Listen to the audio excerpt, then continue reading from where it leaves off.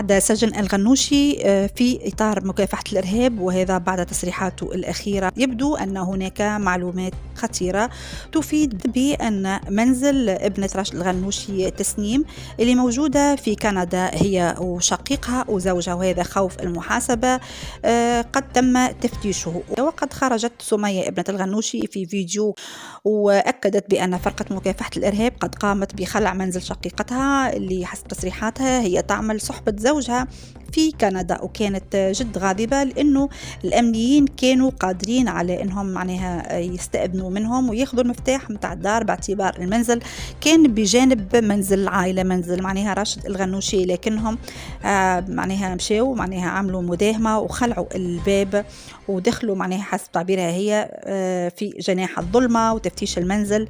وفي كلام جد متناقض صرحت في البداية بأن المنزل كان فارغ، ثم نقضت نفسها بالقول بأنهم قد أخذوا منهم معهم كتب ووثائق وجدوها هناك، وقالت حسب تصريحها أيضا أن هي ليست إلا كتب علمية باعتبار أنهم عائلة محبة للعلم.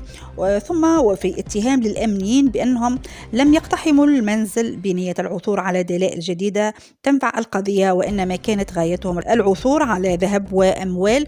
واستشهدت بما حصل مع والدتها أثناء مداهمة المنزل من أجل إلقاء القبض على راشد الغنوشي، وين قالت بأنهم توجهوا لأمها بالسؤال على الذهب. قالت حسب تعبيرها قالوا لها وين الذهب، ويني أطنان الذهب، معني هكا البوليس يحكيوا معاها، فقلت لهم أنا ما عندي من الذهب، كان تروني هذا لبسته. توجهت لهم زاد بالكلام لا تملكوا من الذهب إلا ما ترتديه في يدها، وإنهم عائلة تحب فقط القراءة والثقافة.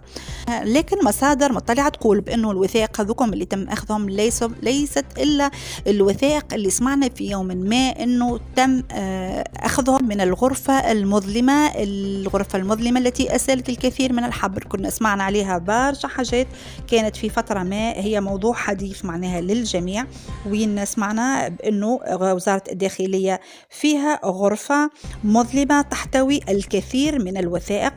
وكان خرج وقتها قاضي التحقيق وكشف بأن الغرفة المظلمة هي بها تحتوي على 4 صناديق كرتونية كبيرة الحجم ومليئة بالكتب، وأيضا علبة مليئة بفواضل هواتف جوالة مفككة وأخرى قديمة، ووثائق وصلت إلى الغرفة مباشرة من مدرسة السياقة بالمروج إلى وزارة الداخلية عبر الاختلاس والسرقة. وأضاف أيضا حاكم التحقيق بأنه أيضا لقى 33 كيس فضلات كبير الحجم به مجموعة من الوثائق، مشيرا إلى أنه بعد المعاينة مباشرة أذن حاكم التحقيق آنذاك بإغلاق الغرفة وتغيير قفل الباب، كما حمل معه جميع المفاتيح، وكما أمر بوضع كاميرا تسجل كل التحركات على مدى 24 ساعة. لكن للأسف نفاجأ بعد ذلك بأنه قد تم إتلاف مجموعة كبيرة من المعلومات اللي كانت موجودة داخل الغرفة المظلمة. كيفاش تم الدخول إليها، شنو المعلومات اللي خذوها منها، صارت بوليميك كبيرة في الوقت ذاك، حتى اللي جاي اليوم معناها سمعنا بأنه على ما يبدو الوثائق هذوما كانوا موجودين في بيت ابنة راشد الغنوشي المغلقة. وأفاد في هذا الإطار رياض جراد بأن هذا المحجوز على درجة كبيرة من الخطورة ويمس مباشرة الأمن القومي، لكن هناك سرية كبيرة في الأبحاث وذلك من أجل سلامة الأشخاص. احنا مازلنا مع الموضوع هذا، مع تداعيات الموضوع هذا وغيره من المواضيع. ما تنسوش أنكم تعملوا اشتراك وتفعلوا الجرس ليصلكم كل ما هو جديد وحصري، وشكرا.